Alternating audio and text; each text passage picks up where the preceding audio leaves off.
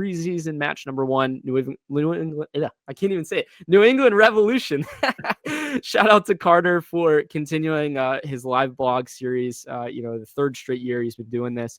We didn't have any video streams, but Carter's been spitting out, all the play-by-plays and giving us kind of the lineups and whatnot. So we really appreciate that. But this match was 105 minutes. It was, I think, a normal 45. And then after that, there was 2 30-minute sessions. Starting lineup-wise, what do you see for what the boys rolled out? Yeah, I mean, it's exactly what it looked like last season. Like it normal lineup, which I don't know what we were expecting, right? Because obviously they come into this preseason going, hey, like, we're going to change some things, not drastically, but, we're going to be changing some things, see how we can, maybe it's formation, maybe it's just tactically thinking. And yeah, I mean, you've got Pavel Buka, Roman, Denkey, Ender, Evander, Flores, Hagelin, Jabbari, Obi, Miles, and then, I don't know, this unnamed trialist who, stay tuned, for later in this episode. We may have a photo of said trialist. But yeah, I think the starting lineup is something that you saw last season. Yeah, I mean, rolled it out again. Starting preseason, you don't see it a lot that teams do this. I think even going back a few seasons, like, when have you seen really our best 11, feature that early on? They want continuity even more, and kind of see what we can do maybe with the refresh and the different attacking ideas that we had. From what it sounds like, it sounds like we had a pretty good build up. We had a couple chances. Jabbari hit the post, from one of Carter's, live blogs and telling us that Evander also had a free kick that went just wide. First 45 minutes ended scoreless. And then early in the second segment, Kévin Denkey gets a nice goal that we see a video of with Buka playing a ball into him, takes it kind of first time. Would love to see even more of this, in the coming year, finding Denkey in dangerous positions in the box. We didn't see it again a ton last season. So happy to see him, off and going. That was pretty cool. But then second squad, Sam, we get a lot of kind of rotation, but some pretty good backups as well. Yeah, I mean, like you said, as soon as that goal is scored, they rotate very heavily, right? They go straight to the second team, because I'm sure if you watched kind of Pat's post-game presser, which we'll talk about after this, he's kind of displeased with the first team there, like not converting chances. So immediately, hey, put in the second squad, and so you get Brian Anunga, Tom Barlow, Andre Shirilla, Stefan Shirilla. So both brothers on the pitch cool. Playing together. Really cool. Then you get Giddy, Lajar, Evan Loro in the keeper position, made a phenomenal save at the end of the game there. And then you get Mbomadem, Powell, Kyle Smith, and then, wrap it up with Dotto. So I'm not quite sure what formation that would look like. With the players out there. Obviously maybe it was just the same one, and they, I think I saw somebody put, Kyle Smith on the right, Lajar on the left, as far as like wing backs. And then you get Shirilla and Alvis Powell as your probably, backs. Yeah, you could put Kyle Smith in the middle as well. That would be a good look for him. He's played a little bit in center back. But yeah, it was interesting to kind of see what he rolls out with that. And then it was all, different players. It wasn't, any integration in guys as well. Again, probably just building up minutes and not wanting the first team or first choice guys, getting more than 45 to start. It was interesting, Sam. You always do a little bit of the zoom in, for these photos. The club was pretty strategic about what they left in and what they left out. But we do see New England Revolution post a video, a nice little clip of Evander on his free kick. And in the background, we see an interesting person. There he is. For everyone that's listening, we just put a photo up of an unknown player, a trialist, with on his shorts what looks like the number 2, but you can't quite tell. He's got red shoes on. It's got to be Brian Ramirez, and I think everyone else, clearly knows that in the FCC circles too. This guy's still waiting on his visa to clear, and I just think the club's not allowed to post anything yet. But shout out to the New England Revolution for putting some content out there. And we ended up seeing that. So take that what you will. It kind of is like a Sasquatch situation there. It's a little pixelated, but still. No, yeah, you got him in the action. Obviously last episode, if you caught it, I was giving Ryan a bunch of crap for zooming in on shorts, and here he goes again, zooming in on the video, and it works out well because we get our first glimpse of Mr. Brian Ramirez in the orange and blue. But Ryan, what were kind of some of the takeaways for you? First preseason match, obviously looking at everything that Carter had put out, in his recap as well, and then we'll touch on here a little bit, but post-game comments, stuff like that. What were your thoughts? We're going full sicko mode right now. Takeaways from first preseason match. Yeah, we're deep into it. We rolled out the same formation, Sam, at least from what we could tell with the players that were available. It seemed like that's kind of what we did. So likely not changing for this season. So that's a takeaway for me. Obviously, we don't know exactly how they lined up, but that's kind of seemingly based on the people we had, what I think is going on. Denkey, we're getting him going, getting him to score goals. He did that early in the season last year. And then, letting everyone kind of run at it from the get-go. I think that's good for a strong Concacaf Champions Cup run and showing that the club prioritizes that. Getting everyone going early, which is not a bad thing. The Miazga situation worries me a little bit. We'll kind of touch on what Pat Noonan said here in a minute about that, but he did not feature at all. Matt Miazga did not. He wasn't a sub. He wasn't available.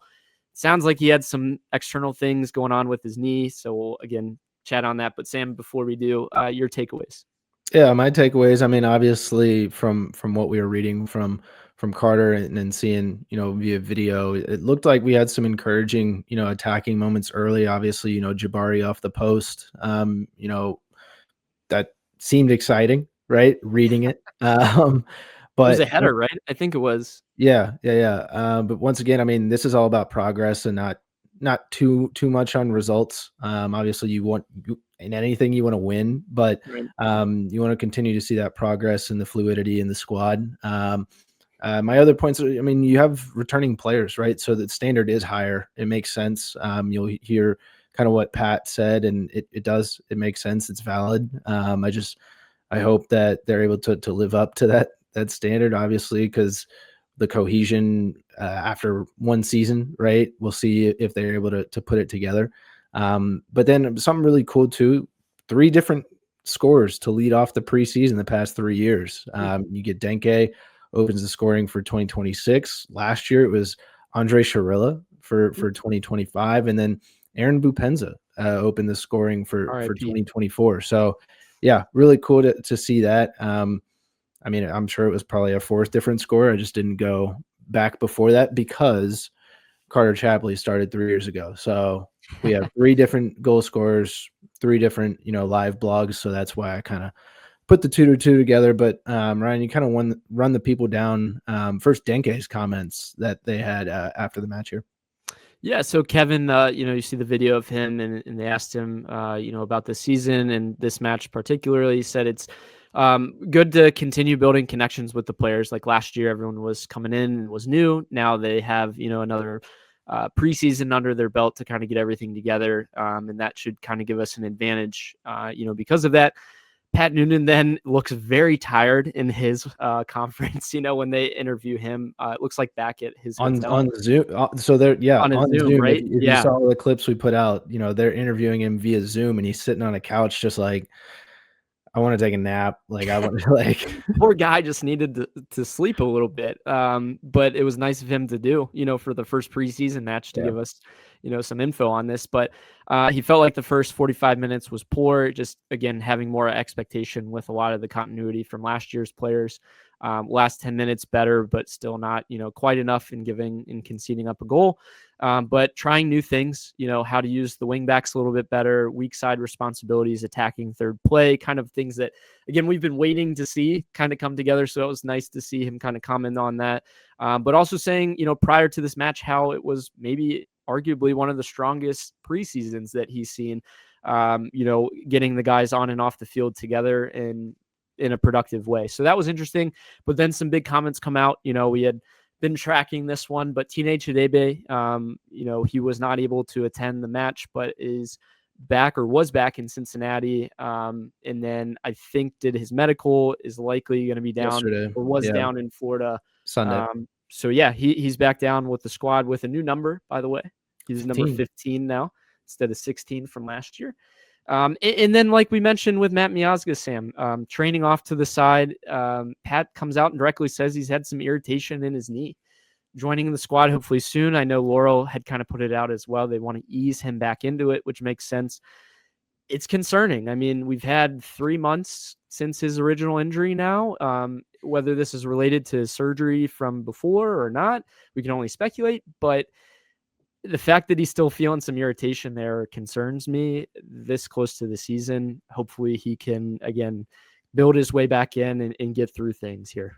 No, yeah, you're getting Miazga for 1 year, over $1 million, right? Obviously, he's one of the highest paid guys on FC Cincinnati, and you want him to be healthy, not just because for performance, but based off of your checkbook, right? That's an interesting way to say it, but well, honestly, I mean, you're looking at it going, man, like, should we have picked up his option? Like, I think Pat was saying that, he had been grinding all off season and his knee had been feeling fine. Like he'd been really, working really hard and wanting to get back to, the Matt Miazga that we saw, Defender of the Year, right? So it is unfortunate to see that he had some irritation. Mm-hmm. How is this going to play going into, the rest of preseason and then Champions Cup? So I don't know. We'll see what happens. We can only speculate, again, just based on what he said and having some of this irritation. We wish the best, number one, for the player. I hope that Matt's okay and that he can figure this out. We've seen, as we've talked about with Ricky Puig, and re-tearing his ACL, there can be some awful setbacks, with knee injuries. So I'm hoping that he's okay. More, again, number one, from the player standpoint, and then number two, selfishly, just from a fan standpoint and what this player means to the team. Because as Sam kind of put out today in a post, I mean, he's one of the most highly, I guess, how did you even word it, Sam? Prioritized players in the league, or? Yeah. Let me find it. I was going to talk about it later. MLS.com had put it out, but essentially said that like he was one of the most valuable or pivotal, one of the most pivotal players, for the season in general. And for us especially, because the center back depth kind of drops off a little bit too. So we needed him to be healthy. But as we continue the preseason, Wednesday, January 28th, we do play Houston Dynamo. That's at Al Lang Stadium. So more live blogs probably to come for that. Saturday, February 7th, Detroit City, a little rematch against them from the glory days. I think, do we play Louisville City as well, Sam? I think I remember seeing that somewhere as well, that we might play them. I haven't seen that anywhere. I don't know. Okay. And then Wednesday, February 11th, Orlando City is another one that's coming up here as well. So we'll have all news for that.